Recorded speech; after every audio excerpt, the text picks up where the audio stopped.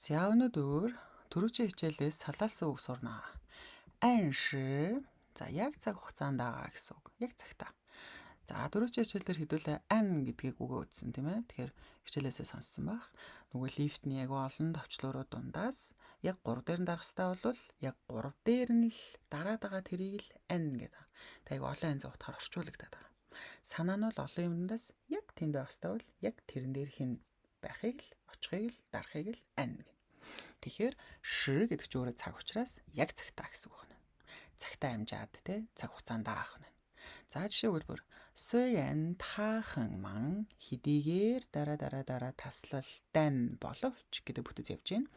Хэдийгээр тэр маш завгүй боловч та мэйтэндөө тэр өдөр болгон бүгдээрэнд нь мэй орж байгаа бол ханаас дөө заавалчгүй орох хэрэгтэй те өдөр болгон нэг ч өдөр алхахгүй гэсэн санаа дөө дээр явна.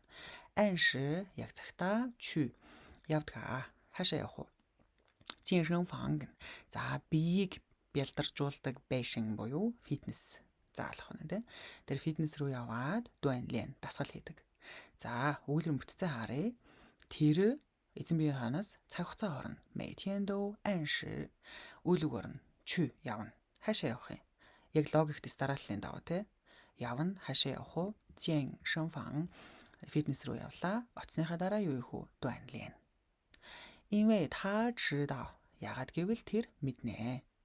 Нөгөө мэдлэг байгаа, мэдээлэл байгаа. Яг юм бодит мэдээлэл байгаа тийм.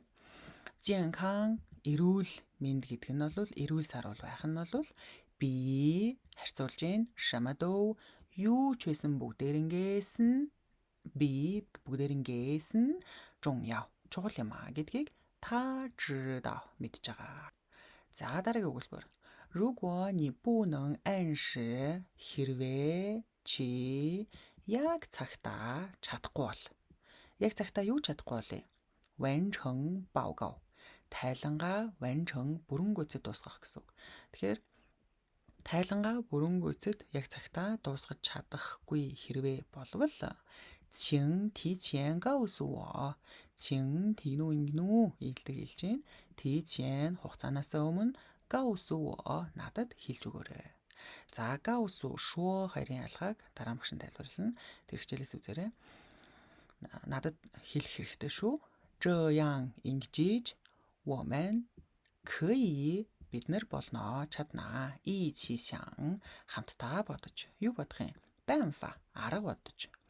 Тэгээд арга бодсныхаа дараа яах вэ? 解决问题 асуудлыг шийдвэрлэж 可以 чадах юм аа.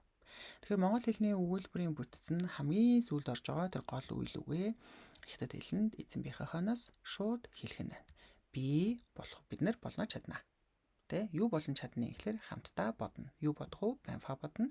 Банфа бодохоор яах вэ? Шийдвэрлэн юу шийдэхийн асуудал. Тэр өгүүлбэрийн бүтц нь уг нь бол айгу гайг байгааз амархан байгаас тэ.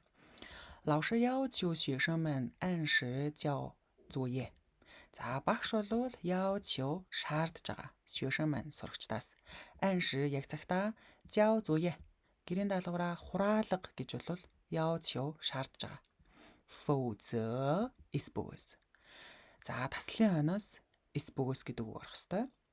Дөрмөн тийм байна. испугс 成绩 дүн нь 会受到 хүлээх болно. Дүн нь хүлээж авах болно. Юу хүлээж авах вэ? 影响 нөлөө. Тэгэхээр дүнд чинь нөлөөлнө шүү гэдгийг нөлөөлөл хүлээж авна шүү дүн чинь гэж ингэж хэлэх нь шүү. 这让很多同学 энэ нь 让很多同学 маш олон сурагчдаар буюу сурагчдыг 感到 мэдрүүлээд байгаа. Юу мэдрүүлээд байгаа? 有些压力 нэг тийм дарамт мэдрүүлээд байгаа. Тэ? Хэсэг дарамтыг бол мэдрүүлээд байгаа. Тэгэхээр сурагчид өөрөө дарамтыг мэдрэх хүссэн үү? Үгүй те. Бусдаар үйлдүүлэх хэв буюу ран гэдэг үгээр багш сурагчдыг тийм болгоод байгаа учраас ран гэдэг үгээр өгүүлбэрийг хэлэх нь. За дахиад нэг жишээ харъя. Та 从小就养成了. За тэр 从小 багасаа л зүү ерөөсөө шууд багасаа л ерөөсөө янчэн гэн. За ян гэдэг нь ер нь бол тэжээх, бойжуулах, өсгөх гэсэн үг. Тэгээд чөн гэдэг чинь болох гэсэн үг те. Тэгэхээр тийм одоо дадлыг бий болгосон, тийм болж өссөн, торинсон, тийм хүмүүжилтэй байж болох нь. Анши чичуан яг цагтаа орноосоо босно. Чичуан орноосоо босно. Анши чифан Яг цагтаа хоолоо иддэг хо习惯. Сайн дадал туршилтай. 习惯 дадал туршил. 所以тийм учраас 工作以后 ажилласныхаа дараа и гэдэг чинь нөгөө дөөгийн бичгээ хэллэг юм тийм ээ. Эртний хэллэг юм тийм бичиг юм шиг. Тэгэхээр ажилласныхаа дараа бас цунлай хизээж бүчрдо хоцорж байгаагүй. За ойлгосон бах. Одоо сонссноо бичиж шүү.